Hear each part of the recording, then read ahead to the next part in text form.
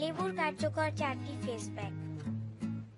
চুলের যত্নে মুখের ব্রণ, রোদে পোড়া ভাব দূর করতে, ত্বকের যে কোনো স্থানের কালচে ভাব সরিয়ে নিতে লেবুর জুড়ি নেই। ঘরোয়া উপায়ে রূপচর্চার ক্ষেত্রে লেবু অন্যতম প্রাকৃতিক একটি উপাদান। লেবু দিয়ে তৈরি 4টি ঘরোয়া ফেস প্যাক নিয়ে আজকের আয়োজন। এক নজর দেখে নিতে পারেন। পদ্ধতি 1। যা যা লাগবে: লেবুর রস 1 টেবিল চামচ, লাল চিনি বা সাদা চিনিও ব্যবহার করতে পারেন 2 টেবিল চামচ ও ডিম 1টি।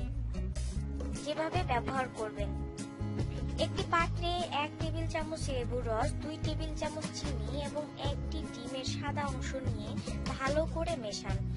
এখন মিশ্রণটি 5 মিনিট মুখে ঘষে নিন। তারপর আরো 10 মিনিটের জন্য রেখে মুখ হালকা গরম পানি দিয়ে ধুয়ে ফেলুন। পদ্ধতি 2।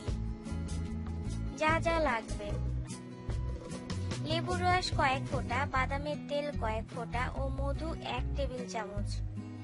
যেভাবে ব্যবহার করবেন: কয়েক ফোঁটা বাদামের তেল, লেবুর রস ও 1 টেবিল চামচ মধু একসঙ্গে ব্লেন্ড করে মিশ্রণটি মুখে লাগান এবং 15 মিনিটের জন্য রেখে দিন। তারপর কুসুম গরম পানি দিয়ে মুখ ধুয়ে নিন।